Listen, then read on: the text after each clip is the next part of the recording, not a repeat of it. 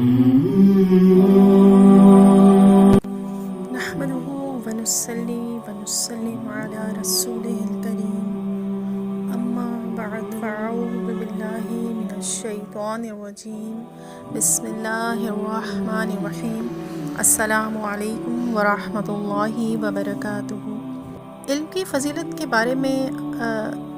حضرت امام غزالی رحمۃ اللہ تعالیٰ علیہ نے فرمایا ہے کہ علم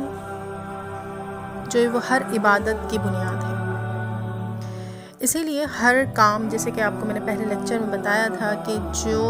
چیز بھی جس پر فرض ہو جاتی ہے اس کو اس کا علم حاصل کرنا اس پر فرض ہو جاتا ہے۔ فرض علوم کے تحت ہی ہم اپنے کیونکہ نکاح اور طلاق کے مسائل سیکھنا ہر ذی شعور اور جن کا نکاح ہوا ہے ان کو یا جن کا ہونے والا ہے ان پر فرض ہے نکاح اور طلاق کے احکام کو جاننا اور ان کا علم حاصل کرنا۔ کل سورہ نحل کی ایک آیت مبارکہ میں نے تلاوت مجھے کرنے کا شرف حاصل ہوا تھا آپ لوگوں کو۔ اس کے تحت نکاح کے تحت ہی میں نے وہ آیت مبارکہ تلاوت کی تھی۔ سورہ نحل میں اللہ عز و جل نے فرمایا کہ وَاللَّهُ جَعَلَ لَكُم مِّن أَنفُسِكُمْ أَزْوَاجًا وَجَعَلَ لَكُم مِّن أَزْوَاجِكُم بَنِينَ وَحَفَدَةً۔ ترجمہ: اور اللہ نے تمہارے لیے تمہاری جنس سے عورتیں بنائیں اور تمہارے لیے تمہاری عورتوں سے بیٹے اور پوتے نواسے پیدا کیے۔ اب اس کا مفہوم کیا ہے؟ جمع ہم نے جان لیا، یعنی اللہ عز و جل نے مردوں کے لیے نوع انسانی جو ہے اسی سے اس کا جوڑ پیدا کیا ہے، یعنی اسی کی جنس سے ایک مرد کا جوڑ پیدا کیا ہے تاکہ دونوں میں کیا رہے؟ الفت و محبت رہے۔ اگر الگ سے عورت کو بنایا جاتا کسی بھی جنس سے تو ان میں اختلاف رہتا، الگ الگ جنس۔ اب دونوں میں الفت اور محبت قائم رہے، اسی لیے اللہ عز و جل نے انسان کی ہی جنس سے یعنی اسی مرد کی ہی جنس سے جو ہے وہ عورت کی تخلیق فرمائی۔ پھر دونوں کے باہمی اختلاط یعنی ان کا ملنا، قربت سے انسان کو اولاد بخشی اور اولاد کی اولاد عطا فرمائی، پوتے اور نواسے دیے تاکہ نوع انسانی برقرار رہے، انسان کا جو ایک نسل کا سلسلہ ہے وہ جاری رہے۔ تو ازدواجی تعلقات کا قائم کرنا اور انہیں نیک مقاصد کی خاطر باقی رکھنا ان عظیم نعمتوں میں سے ایک نعمت عظمیٰ ہے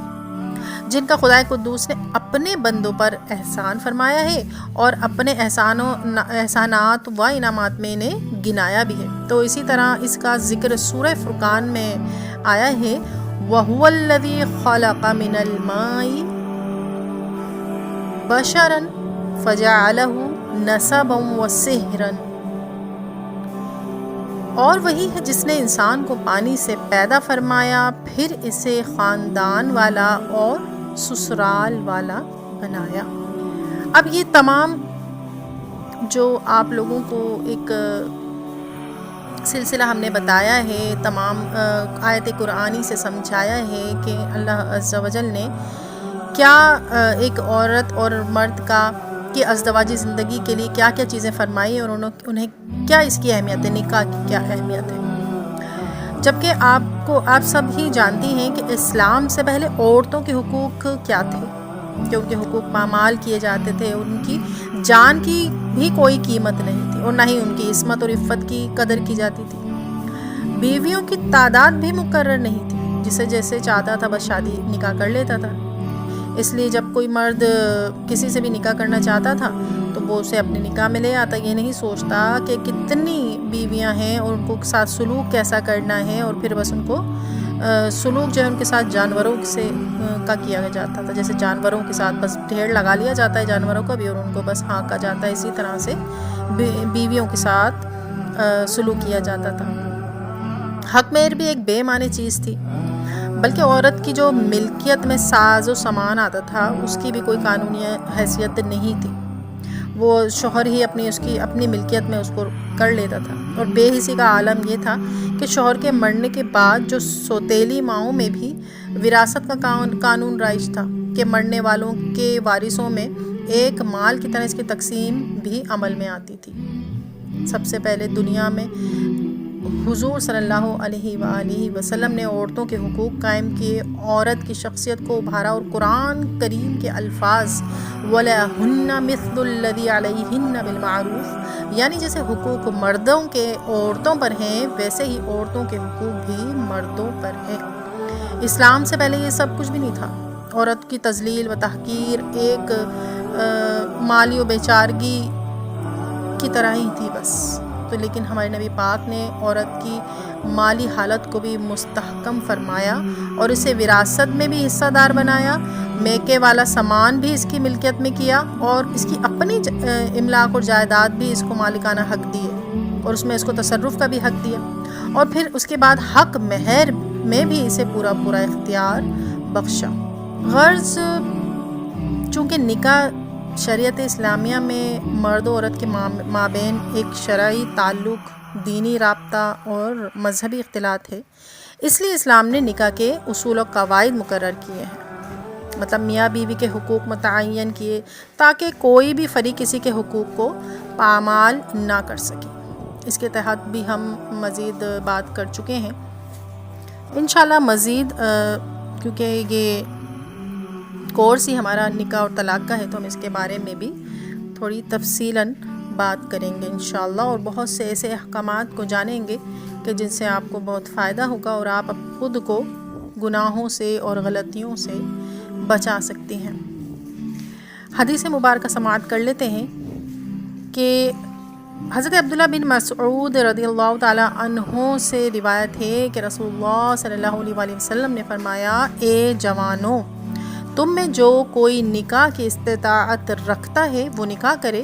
کہ یہ اجنبی عورت کی طرف نظر کرنے سے گناہ کو روکنے والا ہے اور شرمگاہ کی حفاظت کرنے والا ہے، اور جس میں نکاح کی استطاعت نہیں ہے وہ روزے رکھے کہ روزہ قاطع شہوت ہے، یعنی روزہ جو ہے وہ شہوت کو کاٹنے والا ہے، شہوت ختم کرتا ہے۔ تو جن میں زیادہ شہوت ہوتی ہے اور جن کی شادی نہیں ہوئی ہے وہ روزے رکھیں کثرت سے کہ وہ اس گناہ سے بچ سکتے ہیں۔ اس کے بعد ایک اور حدیث مبارکہ ہے کہ ابن عباس رضی اللہ تعالی عنہ سے مروی ہے کہ رسول اللہ صلی اللہ علیہ وآلہ وسلم نے فرمایا،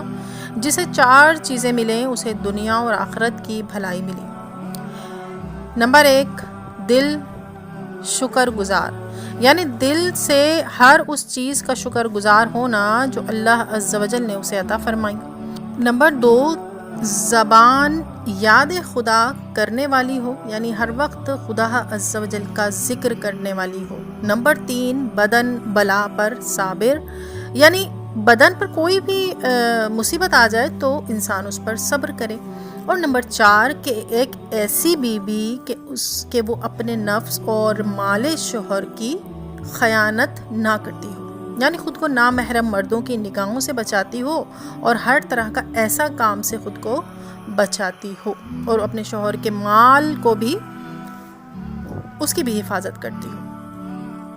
تو نکاح کی اہمیت کا اندازہ